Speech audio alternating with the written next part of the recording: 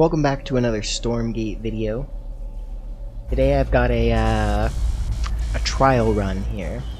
We're testing out the new Celestials, and particularly we're testing out what the Seraph can do. Now, my build order is not very efficient here. I'm still experimenting with what build orders work, particularly with the morph cores and being able to spread out that way. Is it more efficient to go prisms or collectors? We'll have to do the math on that one day and figure out how efficient prisms are compared to collectors. I'm pretty sure 4 prisms is equivalent to a collector. So I think that technically the collector is slightly more efficient, but the this isn't confirmed or anything. I haven't done any kind of math on it. But if that is true, then that means the prisms have a slightly worse luminite to collection ratio, like cost to income ratio. But that is also kind of mitigated by the fact that you build them one at a time and they start mining right away, whereas you have to collect 450 to get one of these down. So trickling in economy is probably more worth it than dropping one of these. But again, I don't have the numbers, I'm just guessing. Educated guess, sure, but I am not confident in that. Okay, so let's take a look at what's happening in this game. Of course, we've just been sitting here staring at my build order. You can see that he has gone the prism route. He is mostly just producing prisms. So he's got, he's used his morph core to make a Ethereum purifier, and whoop, sorry. So he's used his morph core to make a Ethereum purifier, and he's just cranking out the prisms, and only just now built his second creation chamber, and it doesn't look like he otherwise has any units on the field. So we weren't going for an aggressive build today, but you can see that he's actually built up his economy faster just by skipping gardens, and now is able to produce more.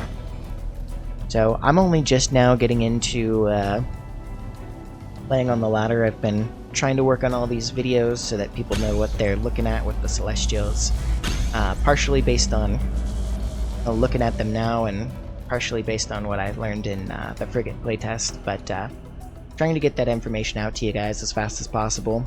So haven't had much time to experiment with the game myself. So he's got a single Ardent here, and I think that's his only unit on the map. We scouted out with the morph core, so we know what he's up to. We know that he's powered up on economy and kind of neglected everything else. He's actually mining himself out on Ethereum, so he has oversaturated this wildly. In my experience,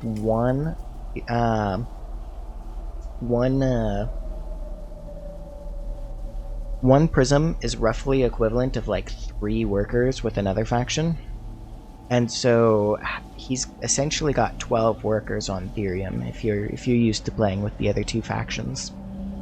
But I've got plenty of Ethereum coming in just on this one prism, because every trip is 50, and I'm not sure exactly what the ratio is. Again, I'm guessing, but yeah, from what I've seen, you only put 4 prisms on a collection array, and then of course that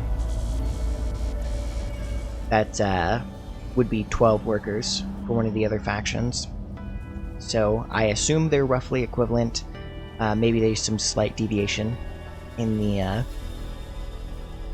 collection ratios. I sent the morph core over. The morph core isn't very fast, but it's flying, and so I kind of assumed that he wouldn't be able to shoot up very well. Although, to be honest, I also kind of thought I was playing against against the Vanguard player, and Vanguards have less anti-air than some of the other factions do right away, because you have to get the exos out for that. But Lancers don't shoot up, Scouts don't shoot up, so I was expecting to be able to get in there at least. But I don't know my timings yet in this game. In any case, I planned on using the ledge and just taking a peek and getting out, even if he did have anti-air. So this is actually what we're going for. We're seeing if the Seraph can actually pay for themselves. I was a little bit curious because the Seraphs, they use a lot of energy on dealing triple damage to creep camps, but their base attack isn't very strong. But the other thing is that they take half damage from creep camps, so they seem like they're just geared towards creep camps. Now I'm out of energy. This is my scouting morph core. I brought it over here to charge them up so that they can keep doing their full damage. And then of course these little shadow doggies ended up hitting the power bank. Now celestial structures actually self-repair, and so this is great. I actually might make sure I do that in the future, is always build a power bank over by a creep camp, because it seems like it's highly efficient. I'm able to charge up my Seraphs or Ardents or whatever I'm using to collect those camps, and they can soak up a damage. And we're building up a force here. In addition to seeing if they could actually pay for themselves with the creep camps, I kind of wanted to try them in harass as well. So he's built a lot into economy. You can see that he's actually got quite a bit. He's got 4 there. He's still oversaturated on Therium, so he's going to be hurting for Therium as he mines that out. But he's got 2 collection arrays, and you can see our economy is actually much smaller. I just barely started mining off of a second Therium patch, but otherwise we've only got the 2 collection arrays and everyone above 3 over here. And I'm actually failing to spend my money. As you can see here, I've got a lot in the bank. These creep camps actually gave me quite a bit, and I was not ready for the influx. I'm also pretty bad about spreading out my economy as a Celestial, because the Celestial's economy, I don't know, maybe it's not that different, but it feels like it's that different, you know? So we've made sure we've got our creep camps. We've got tons of Seraphs, and this guy is going to be moving out here. I actually didn't do that for the sieging qualities. I just kind of wanted it to